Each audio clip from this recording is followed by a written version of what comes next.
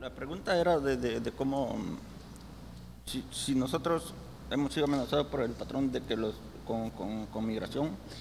Essentially, your question was if our immigration status, in other words, if the owner would put threats on us because of our immigration status, correct?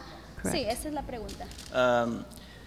En el 2007, cuando la Comisión Laboral llegó a investigar, In 2007, when the Labor Commission came to investigate, a nosotros el patrón nos encerraba en la oficina para interrogarnos. our boss, he would lock us up into the office to interrogate us. Y nos decía que él podía llamar a migración y podía llamar a la policía para que investigara nuestro estatus migratorio. And he would tell us, I can call immigration right now, and I can call the police right now, so they can investigate as far as your immigration status. De esa forma nos intimidaba, como ponernos documentos falsos que le firmáramos, aceptando lo que él todo lo tenía bien. So in that manner, he would make us sign documents, illegal documents, to make it look as if everything was fine, to pretend everything was okay. So we had to sign. ¿Tenía usted que firmar entonces? Una vez yo me rehusé a no firmar la carta que me ponía. One time I declined. I declined to sign the letter that he wanted me to sign. Porque la carta decía, nosotros pertenecemos a la corporación Vermont Car Wash. The letter stated, we belong to the ¿qué? A la corporación. Vermont Car Wash. We belong to the Vermont Car Wash Corporation. Trabajamos por hora y ganamos el salario mínimo. We work by the hour and we earn minimum wage. No tenemos ninguna queja contra el car wash ni la pondremos. We have no complaints against the car wash, nor are we going to file any complaints against the car wash. That's what the letter that he wanted me to sign. That's what the letter stated. Y yo sabía que eso era mentira, porque ganábamos $35 por todo el día, trabajando 10 horas y 11 horas. And I knew that was a lie, because we earned about $35 per day, working between 10 and 11 hours a day. Ese día no era un día de pago, pero el patrón fue a traer los cheques y para que todos los trabajadores firmáramos empezó a pagarles. That day, it was not a day where we usually receive our checks, but in order for everyone to sign the letter, he came out with the checks and started giving everyone their checks, and so when they received the check, they were to sign the letter. Y por esa razón nosotros estamos en una lucha laboral y seguiremos defendiendo nuestros derechos laborales. And for that reason, we have this fight, this labor fight, and we'll continue to try and defend our labor rights. Great. Muchísimas gracias, Pedro.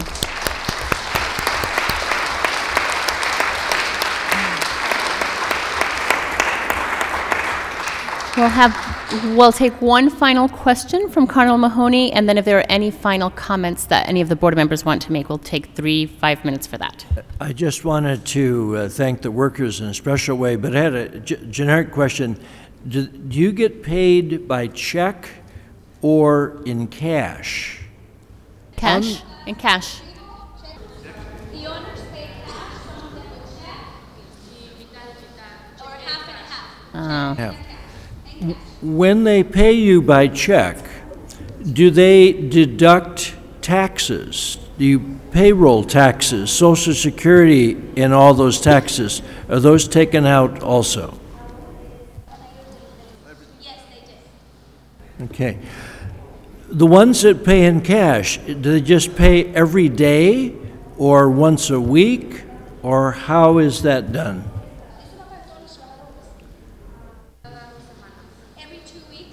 Every 2 weeks. Okay.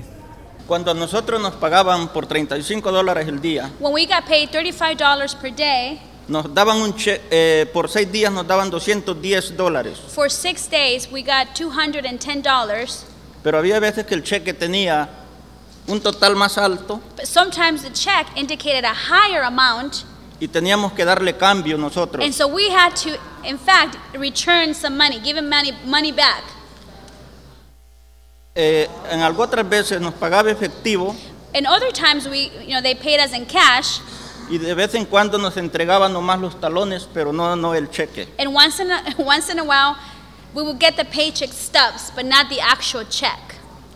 Y eso de dar cambio era muy constante. And us having to give them money back, that was a constant thing going on, that happened. Muchísimas gracias. Thank you. We think we've heard it all, but there are very creative ways to exploit workers every single day. And any final comments from any of our board members before we break for intermission? We ask everybody to please be patient with us. We're running a little bit late, but we will take a 10-minute intermission to come up with our recommendations, which we will be sharing with you. So please hold on. Councilman Brady.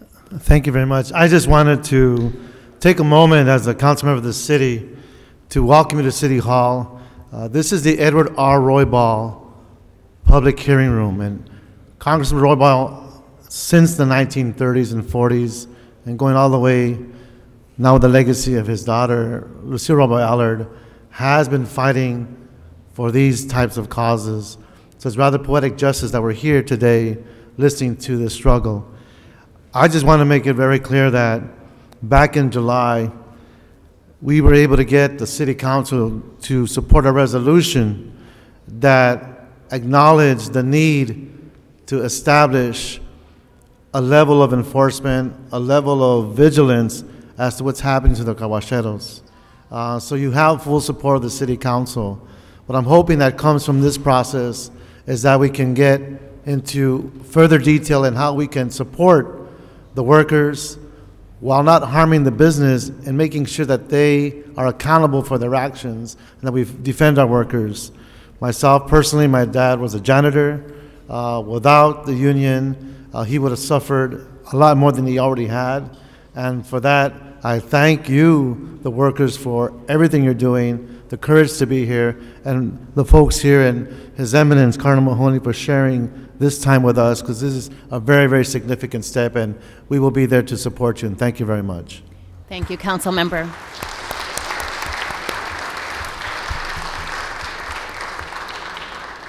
Just last week, the UCLA Labor Center released a report documenting widespread wage theft in the underground economy of Los Angeles. And what we have heard today is the tip of the iceberg, and the car wash industry is not alone in their abuse of workers throughout Los Angeles. When these unscrupulous employers steal money from your pockets, they're also stealing money from our communities and are promoting a culture of poverty.